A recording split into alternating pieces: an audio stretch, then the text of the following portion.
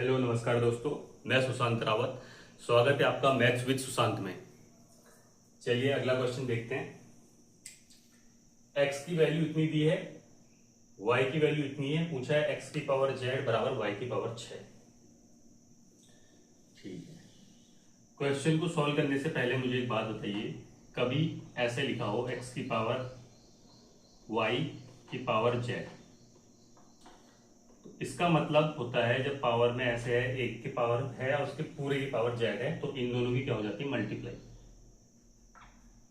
इस बात को आपको एक एग्जांपल देके बताता हूं।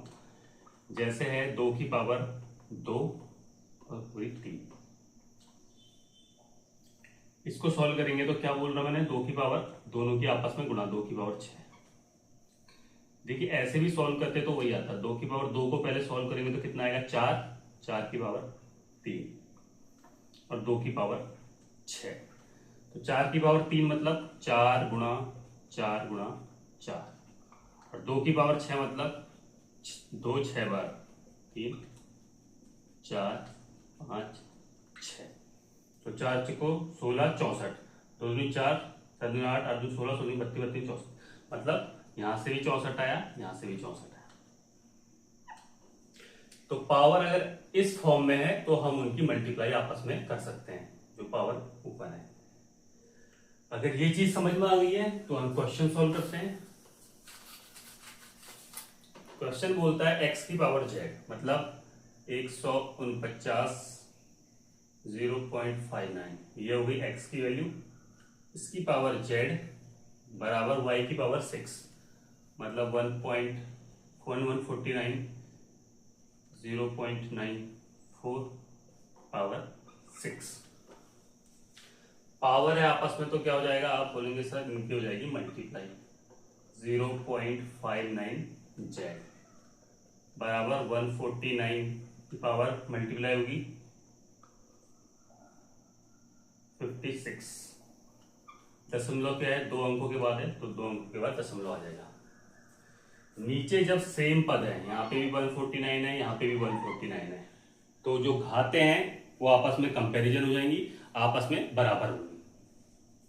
जब नीचे बेस सेम होता है तो घाते क्या होती है, आपस में बराबर।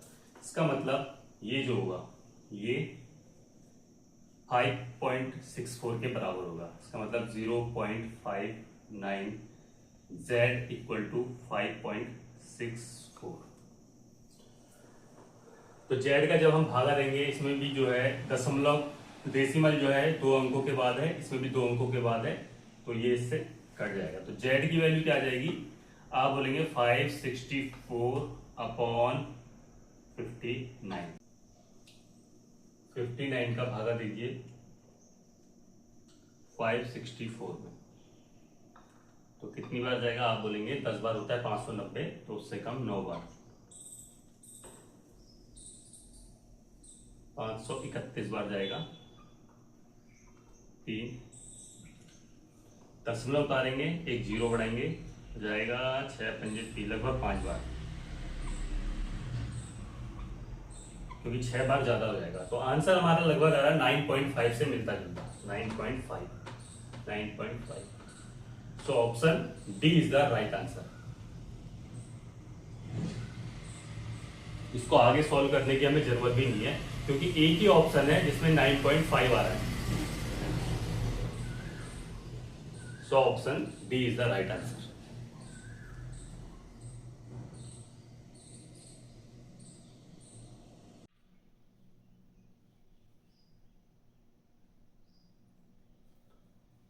पच्चीस और 16 का मध्यानुपाती निकालना है।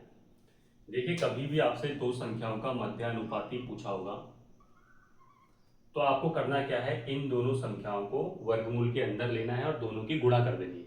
मतलब डायरेक्ट इसका मध्यानुपाती का फॉर्मूला देखिए ये आएगा, वर्गमूल करेंगे किसका, दोनों की मल्टीप्लाई करके 25 गुणा 16 का।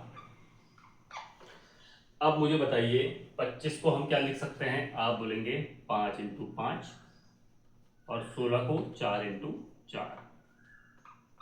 जब वर्गमूल से बाहर आएगा, अंदर ये 2 बार 5 है, तो बाहर आके क्या बचेगा, 1 5 बचेगा, क्योंकि 25 का जो वर्गमूल होता है वो 5 होता है।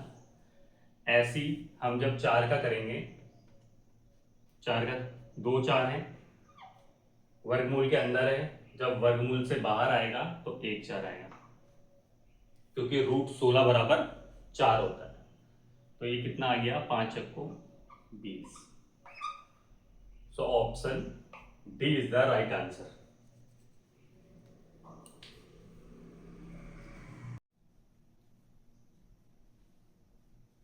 देखिए नेक्स्ट क्वेश्चन, क्वेश्चन को नोट करिए और कॉपी में लिखिए, देखिए आपका आंसर क्या आता है।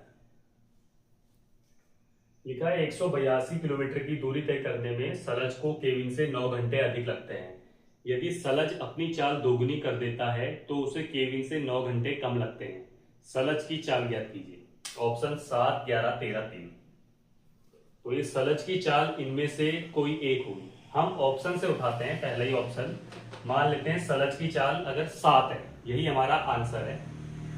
तो 182 किलोमीटर की दूरी तय करने में सलज को केविन से 4 घंटे अधिक लगते हैं। मान लेते हैं केविन उस दूरी को t घंटे में कंप्लीट कर रहा है, तो सलज कितने में करेगा, 4 घंटे ज्यादा। बोला ना, केविन से 4 घंटे अधिक लगेंगे। तो केविन को समय लग रहा है इतना, दूरी कितनी है इतनी, और चाल हमने मानी 7। तो हमें तीनों चीजें में से एक t की वैल्यू हमें नहीं पता है, 2 चीजें हमको पता है, तो वहां से समय निकल जाएगा। तो सलज के लिए अगर हम समय बोलें तो समय बराबर दूरी बटे चाल 7, तो t प्लस 4 की वैल्यू 26, तो t की वैल्यू कितनी आ जाएगी 22। इसका मतलब केविन को अगर 22 घंटे लग रहे हैं तो सलज को लग रहे होंगे 26 घंटे। ठीक है, इतना क्लियर है। अब बोलता है यदि सलज अपनी चाल दोगुनी कर देता है, मतलब सलज की चाल हमने कितनी मानी थी 7, अब उसकी चाल हो जाएगी, पहले थी यहाँ पे सलज की चाल मान लेते हैं स्टार्टिंग में 7 किलोमीटर पर आवर थी। अब कितनी हो गई सलज की चाल, आप बोलोगे दुगनी हो गई, मतलब 14 किलोमीटर पर आवर हो गई। तो उसे केविन से 9 घंटे कम लगते हैं। तो केविन को कितने लग रहे थे 22, स्टार्टिंग में केविन को जो टाइम लग रहा था वो था 22। तो बोलता है अगर 88, अगर चाल दोगुनी कर दी जाए तो उसे इससे 9 घंटे कम लगते हैं। अब हम देखते हैं क्या 9 घंटे एक्चुअली में कम लग रहे हैं। चाल हमें पता है इतना है, दूरी इतना है, समय निकल जाएगा। चाल अगर हम माने 14, चाल बराबर दूरी कितना है 182 बटे समय, समय किसके लिए, सलज के लिए, क्योंकि सलज की चाल दुगनी हो रही है तो ये सलज का टाइम आएगा। सलज यहाँ पे टाइम लिख दिया मैंने, तो समझ जाना कि सलज के टाइम। तो 14 से 14 कम, तो सलज के लिए जो टाइम लग रहा है उसको लग रहा है 13 घंटे।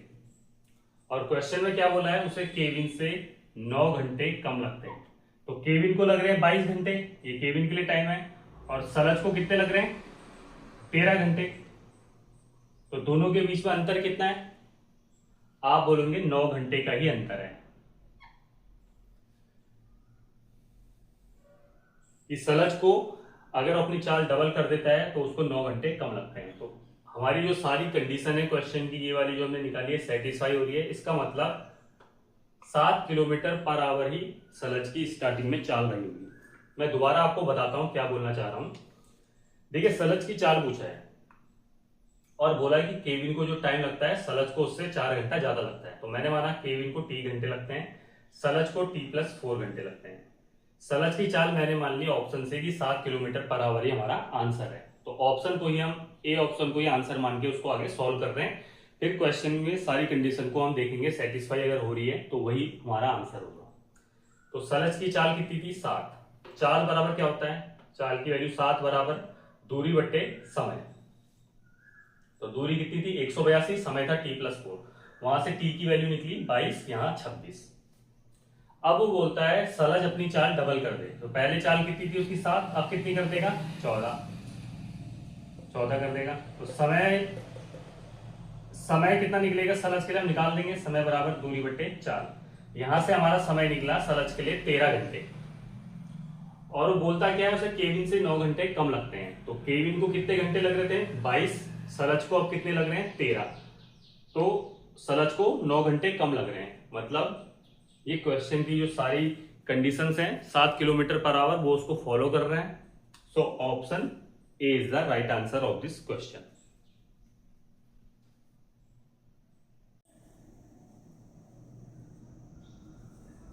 देखिए अगला क्वेश्चन है, संख्या दे रखी है 25311839, बहुत लंबी चौड़ी संख्या है। पूछा है किससे विभाज्य है ये, पूरा पूरा विभाज्य किससे होगी, मतलब किस संख्या का इसमें भागा जाएगा। ऑप्शन है 12, 5, 8 और 3।